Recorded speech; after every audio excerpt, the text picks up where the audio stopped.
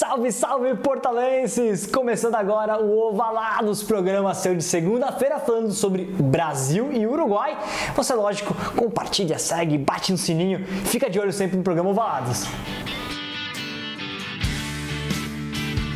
Boa, galera, Brasil conseguiu fez um jogo muito bom contra o Uruguai nesse final de semana pela America's Rugby Championship, encerramento da competição. Vamos falar evidentemente muito disso e também sobre Six Nations, penúltima rodada emocionante. Vitor Ramalho, Ale Ferrer comigo hoje, só o Ale, porque é especial, então só tem o Ale aqui. Especial chuva em São Paulo. Especial chuva em São Paulo, exatamente. 42-20 para o Uruguai contra o Brasil. Tivemos também um Chile 10-85 para a Argentina. A Argentina pulverizou os recordes. E um 30 Estados Unidos 25 Canadá, que foi o melhor jogo do Canadá na competição. Mas vamos focar no Brasil. Ale, esse jogo do Brasil, hein? Os tupis bateram, quase conseguiram, flertaram com a vitória durante boa parte da partida, mas no final acabou desandando. E aí? Eu achei um jogo que nem o ano passado, aquele primeiro jogo que a gente acompanhou no Pacaembu, que o Brasil arrebentou o Uruguai no primeiro tempo, voltou para o segundo e... Lembrou muito. Ainda que no segundo voltou um pouquinho melhor, né? Que acho que foram aqueles minutos que o juiz não deu, né? Então faltaram 3 minutos ali, então o Brasil jogou bem. Mas assim, o Uruguai não é um time bobo, é um time de Copa do Mundo, é um time muito forte. 5 atletas de Major League Rugby, mais um que joga no rugby europeu, o Berchese, o abertura que veio para esse jogo só, né? Então é uma equipe muito forte. A gente estava ansioso para ver esse jogo, né, para ver se o Brasil ia conseguir, mas eu acho que ainda falta um pouco, Vamos elencar uns pontos positivos. A seleção brasileira, além de ter dominado o primeiro tempo, a gente viu no primeiro tempo que o Brasil mostrou aquilo que não tinha mostrado em outros jogos no America's Rugby Championship, mostrou recursos de propor o jogo, soube propor o jogo, soube criar as jogadas. A gente tem os tries do Brasil muito bem montados. A questão mesmo ficou no final do jogo, e talvez uma indisciplina. O Brasil cometeu alguns penais a mais nesse jogo de novo, já tinha sido um problema em outras partidas do America's Rugby Championship, voltou a ser problema, e aí no final realmente parece que caiu um pouco o rendimento do Brasil. Mas eu fico pensando, eu não creio que seja realmente uma diferença física, de preparação física dos dois times. Talvez tenha sido a questão do momento do jogo, de saber jogar os últimos minutos numa situação de revés, né? Talvez aquele, quando teve o penal pro Brasil, que o jogador do Uruguai tomou um cartão vermelho, eu, no lugar do capitão, chutaria pros postes. Talvez ali era um momento de decisão, né? Eu colocaria 3 pontos e aí ficaria 4 pontos de diferença e colocaria pressão em cima do Uruguai.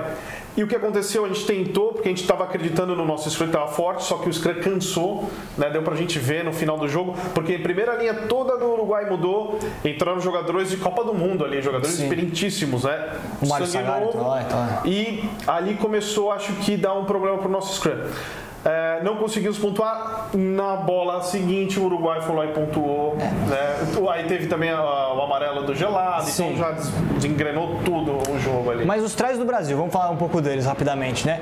O try do Tanque, genialidade, né? Ele enxergou. Né? Mas a condução da jogada inteira foi muito bem feita. O Zé rompendo a linha, a gente teve o Massari jogando muito bem. O Massari foi o melhor, ele fez um jogo bem mais ou menos contra o Chile e foi muito bem nessa partida, né? Mostrou porque ele tá lá. Sim, ele conseguiu ver os buracos, né? Ele conseguiu enxergar os buracos. E isso deu um gás a mais para a seleção brasileira. E a gente teve o Daniel Sansari também muito bem, com aquela cobrança rápida de penal. Aquilo foi muito esperto. Foi.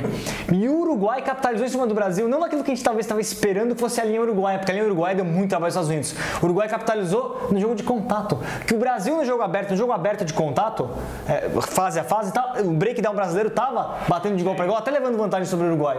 Mas aí o Uruguai conseguiu try em mão. De novo, um problema do Brasil em defender mão. Né? Exatamente. Esse é um problema que nós temos sofrido bastante, né?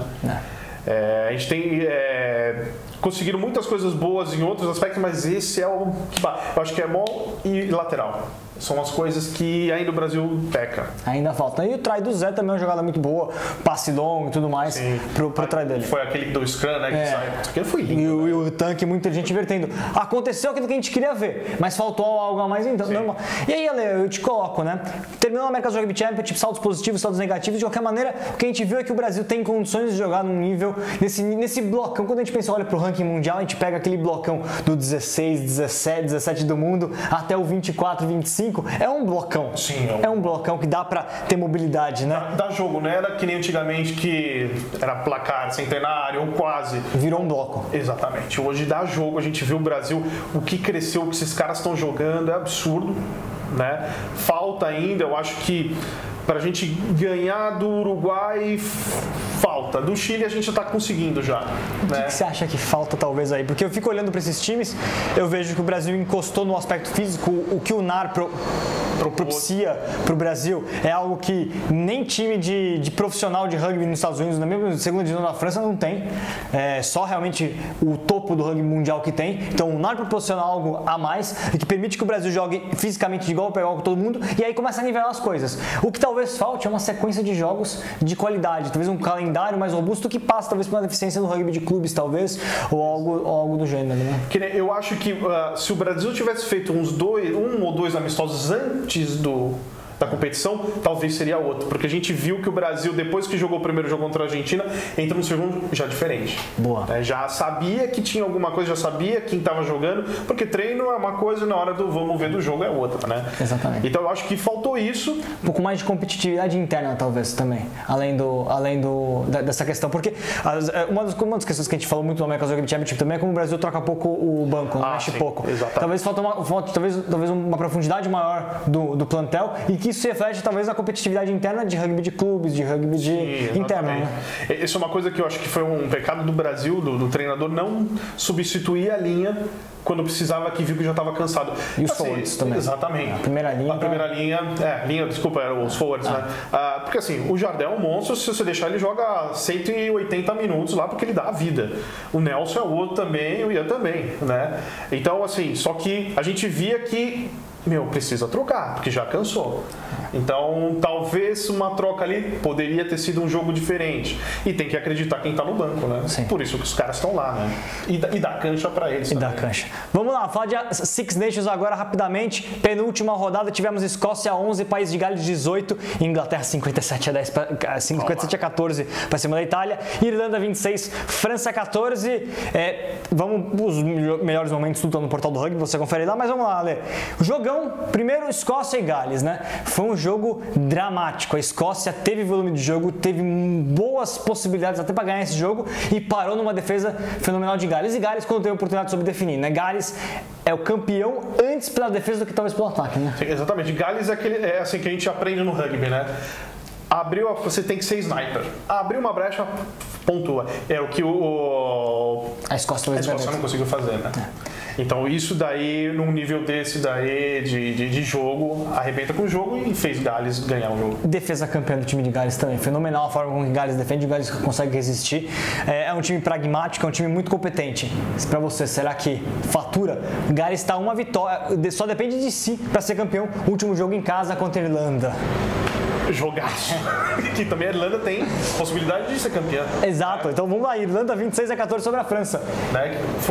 Conseguiu ganhar, fazer um jogão contra a França. Primeiro tempo destrutivo, arrasador, avassalador. A Irlanda parecia que ia atropelar. Mas no segundo tempo puxou o freio de mão, né? Depois de fazer o try do bônus. Fez o ponto bônus, falou, bom, estamos aqui, já conseguiu o que a gente queria, nosso objetivo, vamos segurar. Talvez eles pensaram assim, né? Mas é uma equipe fenomenal, sensacional. A gente viu a troca de passes deles. Assim, quando eu vi os highlights, eu tava lendo, eu falei, é absurdo, eu fiquei vendo direto assim, o passe para entender o que aconteceu ali. E é uma coisa sensacional, é uma linha fora de série. E a Inglaterra fez comentários que foi um passeio total contra a Itália, 57 a 14, enfim.